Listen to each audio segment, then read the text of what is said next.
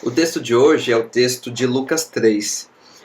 A perícope completa desse texto é o versículo 1 até o 20 ou até o 22. Mas a gente vai dividir esse devocional em dois.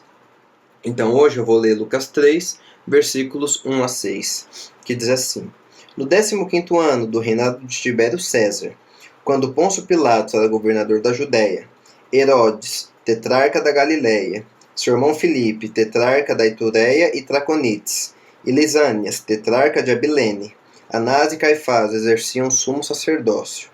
Foi nesse ano que veio a palavra do Senhor a João, filho de Zacarias, no deserto.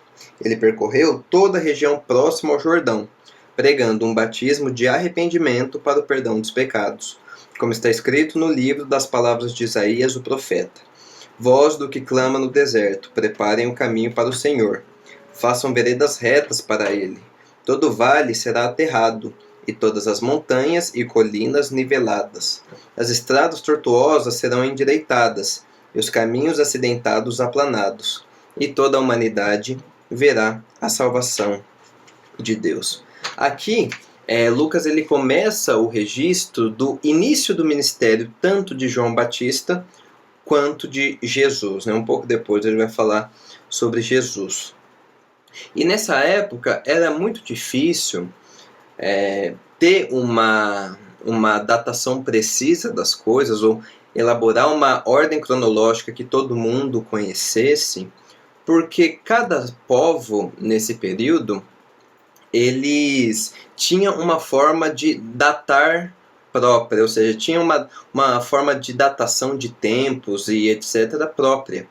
Cada um, em outras palavras, contava o tempo do seu jeito. Só que Lucas ele queria deixar claro quando se inicia o ministério de João Batista. Então o que ele faz?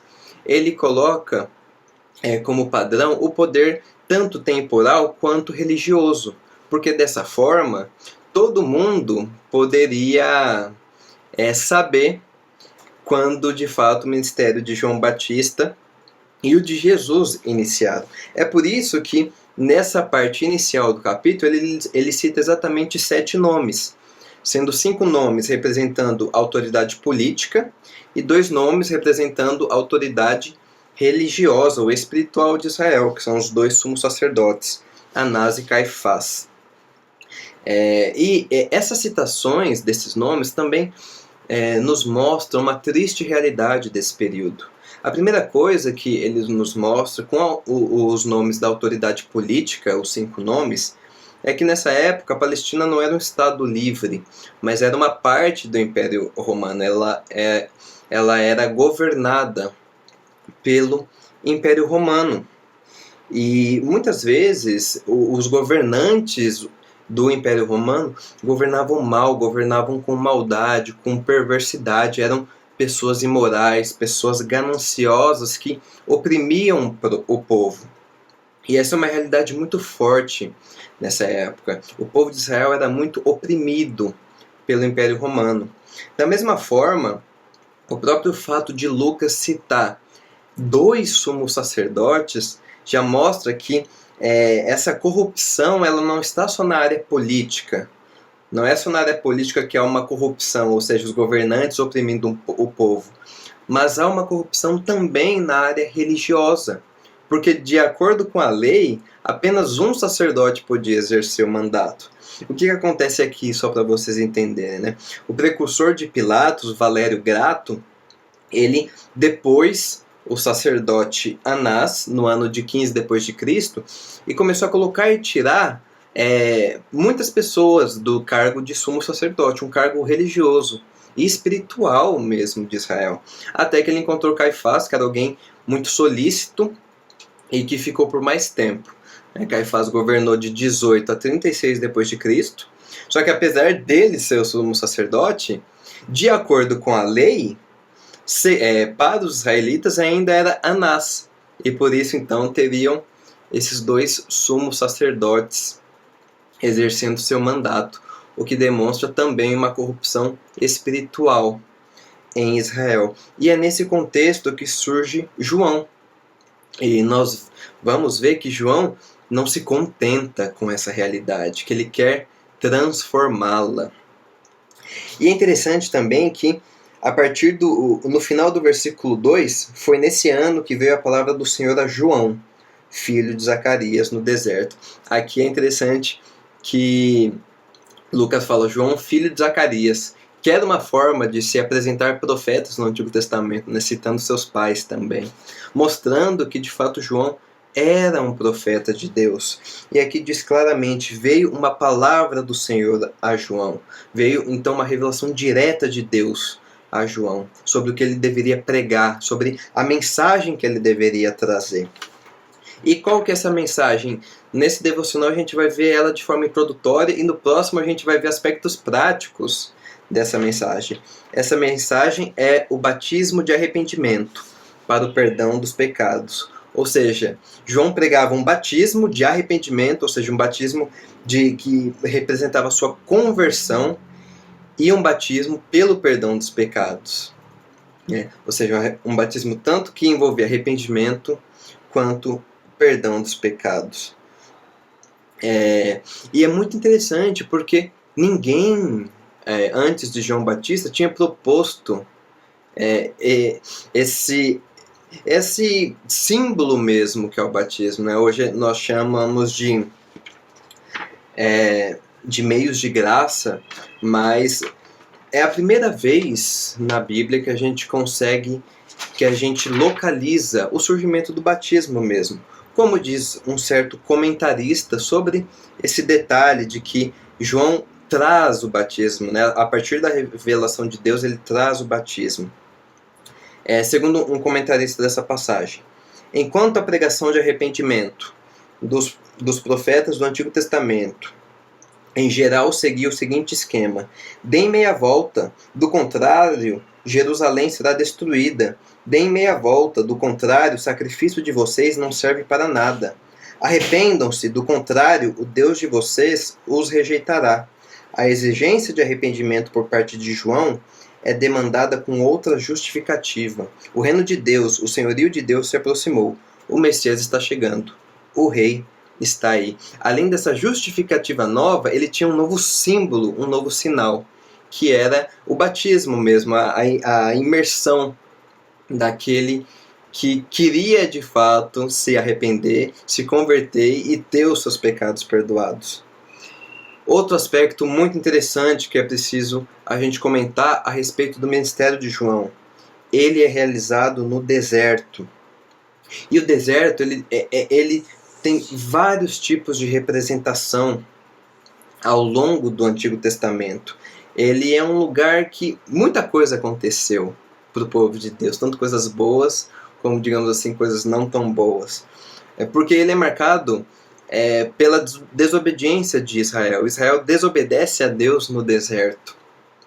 Mas ele também é marcado pela fidelidade de Deus, que não abandona o seu povo no deserto, e faz sinais e milagres no deserto, e cuida do seu povo no deserto, e fala de maneira particular no deserto.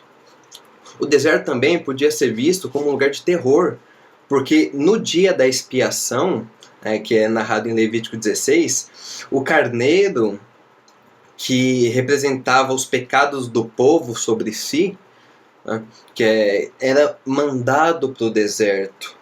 Mas da mesma forma, o Deus do Antigo Testamento preparou muitos dos seus profetas no deserto.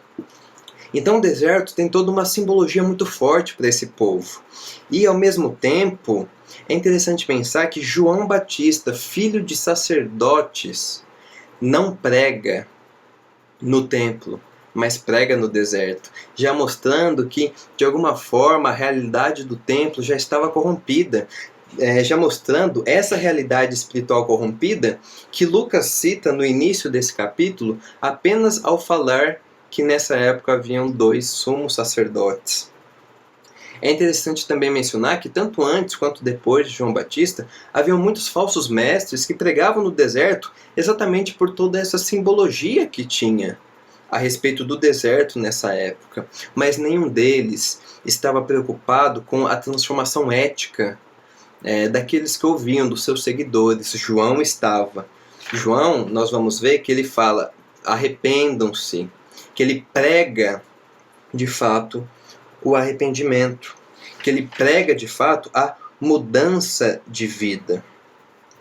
Ele de fato estava se esforçando para preparar o povo de uma forma poderosa e insistente para a chegada do Messias, para a chegada de algo novo e extraordinário. É muito interessante pensar em todos esses aspectos. João inaugurando o batismo, um símbolo que não foi usado anteriormente. João não pregando no templo, mas pregando no deserto, mesmo sendo filho de sacerdote. João pregando a mudança ética, não pregando, por exemplo, o que era pregado na época, a revolução pelas armas, não pregando qualquer outra mensagem, mas pregando uma mudança de coração, pregando de fato a conversão. Isso é muito interessante porque é exatamente isso que Jesus vai fazer. E é por isso que o texto fala que João prepara o caminho de Jesus. Porque ele já começa a fazer essas mudanças radicais que Jesus vai continuar e consolidar. João, de fato, é o profeta desse período. E é um profeta que, segundo o próprio Jesus, é o maior homem que nasceu de mulher dentre todos os homens. É interessante pensar que o Novo Testamento, então, nesse sentido, não começa com Jesus de Nazaré, mas com a mensagem de João. Ou seja, João é aquele que prepara caminho e que começa a mudança, aquele que olha para a realidade do povo e quer fazer algo diferente. E essa também é a nossa reflexão para hoje. Nós podemos viver em um contexto de corrupção política e muitas vezes também, infelizmente, corrupção religiosa no contexto evangélico brasileiro e mundial. Mas como João Batista, nós não devemos nos conformar. João não se conformou com essa realidade. João não pregou no templo que estava corrompido, não. Ele foi pregar no deserto. Foi pregar no deserto. Ele não pregou sobre coisas que acalentavam o coração. Óbvio que ele também pregou sobre isso. Afinal, o perdão dos pecados quer dizer isso. É uma coisa que acalenta o nosso coração. Mas ele também pregou sobre arrependimento, sobre conversão, sobre mudança ética, mudança de ações, de atitudes. Nós vamos ver isso melhor no devocional da semana que vem. Então, João, de fato, não se conformou.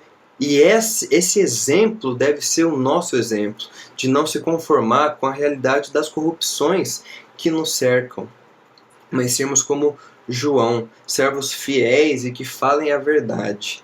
Então, esse é o ponto prático do devocional de hoje. E por último, eu queria apenas concluir a ideia.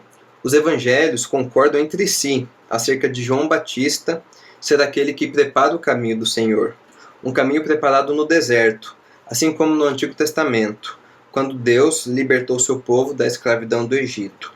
Aqui, nessa passagem, Deus quer libertar seu povo da escravidão do pecado, e João é aquele que prepara o caminho para isso.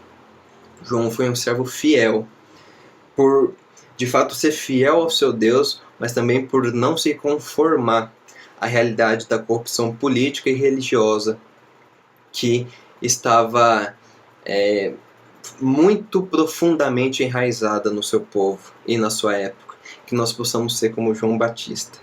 Até semana que vem. Deus abençoe vocês.